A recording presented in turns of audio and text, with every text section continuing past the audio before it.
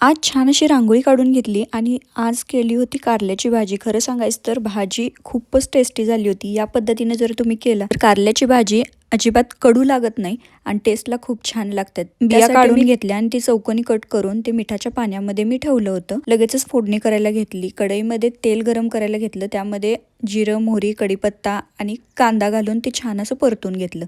भाजी करताना अचानक बरणीकडे लक्ष गेलं तर बरणीतली चटणी संपली होती आणि मीठही थोडंच उरलं होतं. म्हणून म्हटलं आधी उरलेलं मीठ एका वाटीत काढून घेऊया आणि बरणी घासून स्वच्छ करायला ठेवली. कांदा भाजून झाला. आता त्यामध्ये टोमॅटो घालून घेतला. कांदा टोमॅटो भाजल्यानंतर त्यामध्ये हिंग, हळद घालून घेतली. खोबरं, आलं, लसूण याचं वाटण त्यामध्ये घालून घेतलं. छान परतून घेतलं.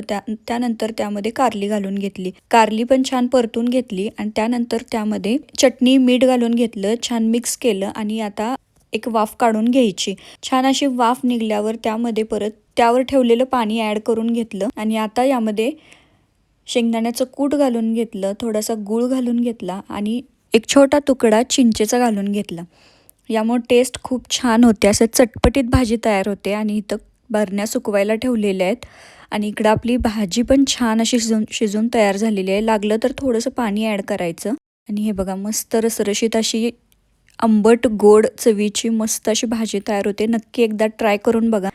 आणि संध्याकाळी दूध तापवायला ठेवलं होतं आणि बरण्या पण सुकल्या होत्या. म्हणलं दूध तापेपर्यंत आपल्या बरण्या फिल करून घेऊयात.